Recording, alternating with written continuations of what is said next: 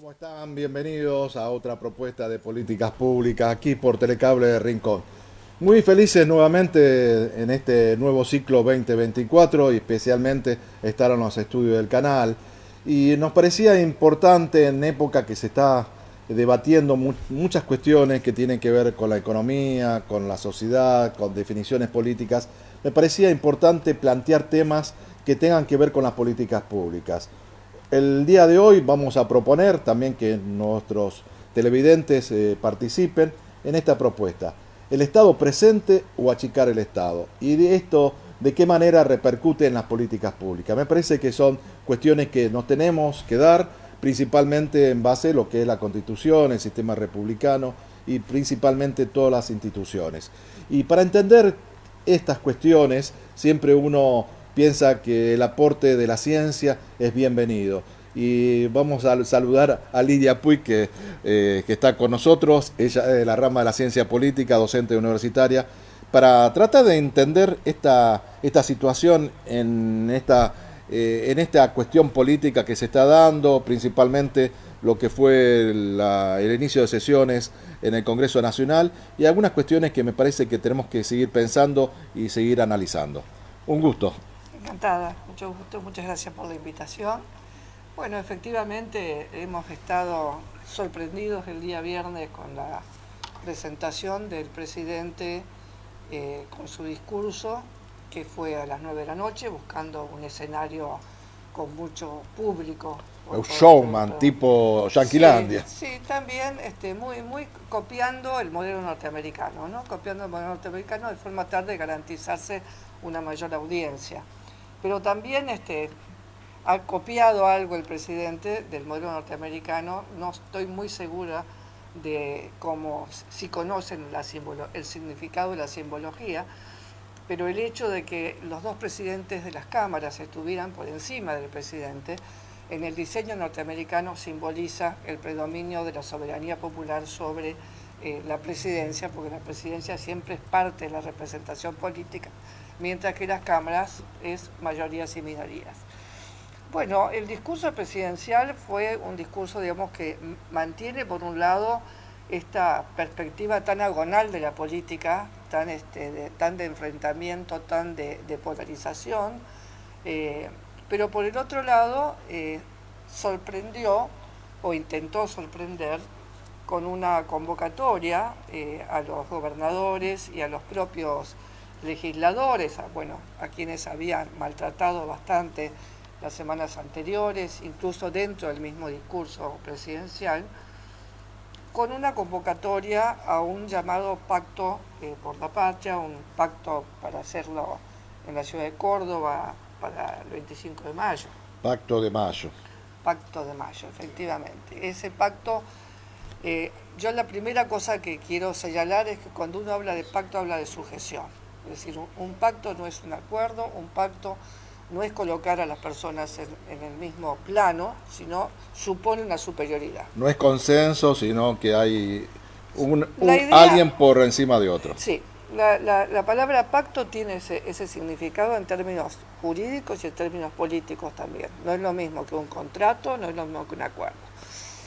Y me parece que acá viene, digamos, una época donde va a haber, yo creo que va a haber conflicto, porque bueno, y además es bienvenido el conflicto en la democracia, porque bueno, hay una diferencia muy grande entre tener una agenda de 10 puntos, como la que ha planteado el presidente, de la cual, digamos, uno de los títulos podrían mayoritariamente todos estar de acuerdo, ¿no? Es decir, reforma previsional, reforma laboral, reformas que se deben en la Argentina hace mucho tiempo para enfrentar, digamos, los problemas estructurales de la Argentina.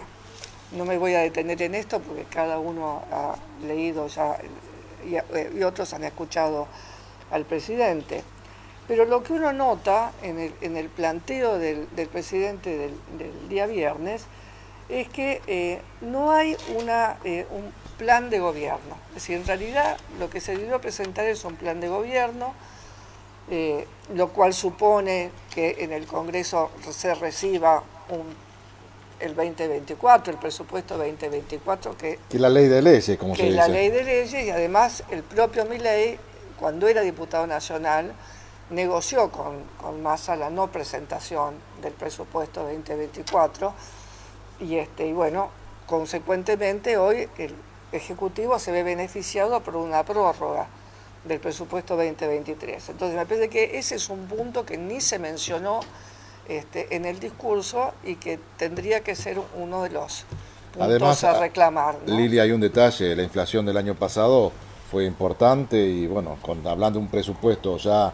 anterior, quiere decir que no hay los recursos como para hacer frente a lo que fueron el año anterior. Y además, con el agravante de que es un presidente que descree del Estado, aun cuando esté a cargo de su gobierno, y en un presupuesto lo que queda claro es qué es lo que se reduce y qué es lo que cómo se distribuyen los fondos públicos y consecuentemente queda en claro, es decir, a dónde se va en términos de la organización estatal. Porque, digamos, lo que sabemos hasta ahora son anuncios generales sobre el cierre, digamos, achicamiento de la cantidad de ministerios, que eso se ha producido, pero no tenemos certeza sobre cuáles son los objetivos del gobierno durante el año en relación con el Estado. Yo la propuesta que daba al comienzo del programa tenía que ver justamente con esto, porque definir qué Estado está manejando los destinos del país también habla de cuáles son los recursos que se van a destinar para la salud, para la educación, para el trabajo, para las obras públicas. Digamos, sí, todo esto tiene que ver, porque si es un Estado presente o un Estado que va achicando cada vez más los recursos y quitando derechos que se han conquistado, me parece que también tenemos que decirlo.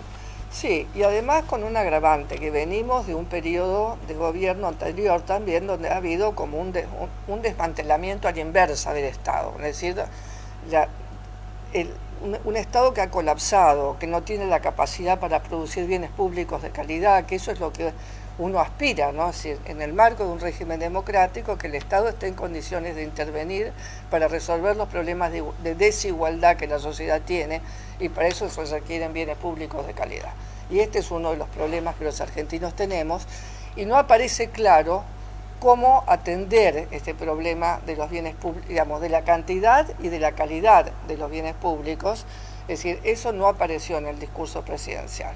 En realidad yo diría que el discurso presidencial lo que tiene es una síntesis de las propuestas que el gobierno venía haciendo a partir de la ley y del DNU, que todavía no ha sido tratado, pero no trajo nada nuevo, digamos, no hay novedades en términos del discurso político del presidente, y creo, digamos, que lo que va a venir ahora va a ser toda una controversia que se va a manifestar en el Congreso y también con los gobernadores.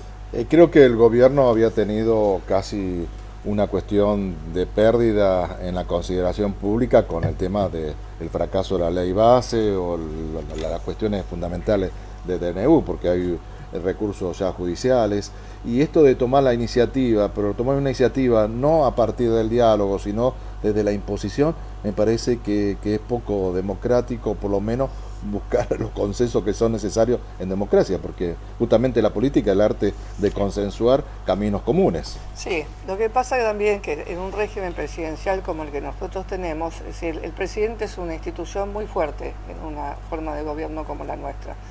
Y si a ello se le suma la creencia de que el vínculo no es un vínculo mediado por ningún tipo de representación, sino que es un vínculo directo entre un líder y quienes lo votan, y además en el mundo del marketing, en el mundo de las redes, en el mundo de la comunicación, la política se rige mucho por la situación de las encuestas de opinión pública. El presidente y su equipo tienen una creencia de que están en condiciones de hacer cualquier cosa, pero el régimen institucional casualmente tiene la función de evitar un aprovechamiento de condiciones electorales específicas para sometimiento de la sociedad, ¿no? Sí, yo que te conozco hace muchísimo tiempo, siempre ha sido tu preocupación la institucionalización de los partidos políticos. Vos hablabas de la necesidad de justamente como los partidos políticos como una herramienta de la democracia, y vos también alguna vez hablaste que había partidos o movimientos que tenían que organizarse institucionalmente para tener todos los los lugares como para debatir justamente estas cuestiones, porque la democracia necesita a los partidos políticos. Así es.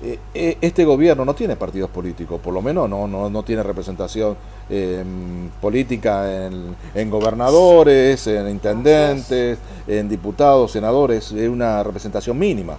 Sí, es un gobierno de minoría, que este es uno de los problemas que el gobierno tiene, porque digamos, hacer funcionar el régimen institucional lo muestra en su debilidad institucional. Y ese es un problema. El otro problema que tenemos, porque lo tenemos todos los argentinos, es que al no tener un partido político tampoco tiene una contención, digamos, no tiene una limitación.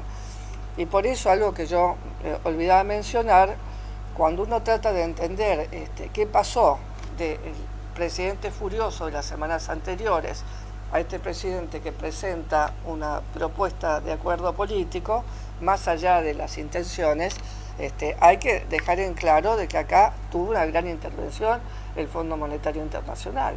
Es decir, el mercado, que es la panacea del presidente, pone sus límites. Y el límite es la gobernabilidad.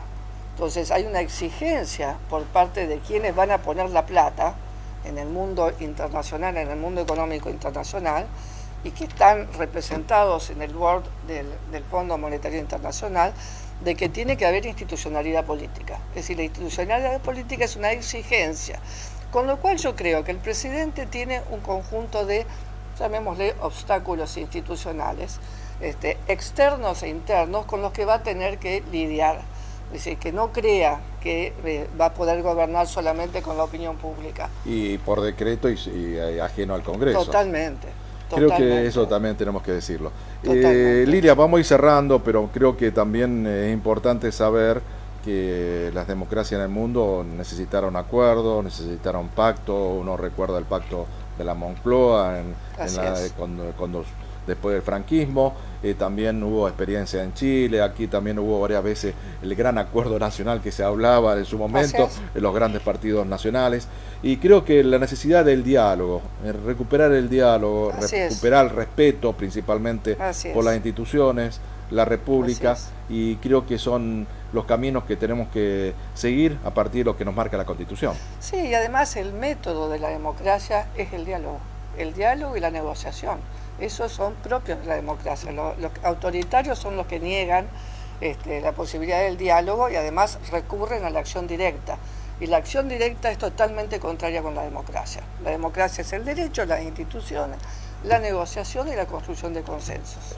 Lilia, muchas gracias por tu gracias visita acá, la invitación, aceptar nuestra invitación. Nosotros estamos muy contentos, decíamos, de volver al estudio y principalmente con esto, ¿no? Pensando que necesitamos la participación de la sociedad. La sociedad se tiene que expresar, creo que en épocas tan difíciles, creo que recuperar las instituciones, recuperar también los partidos políticos, los lugares de representación, en todos los lugares creo que es importante. Muchas gracias, vamos al corte y ya venimos con el próximo bloque.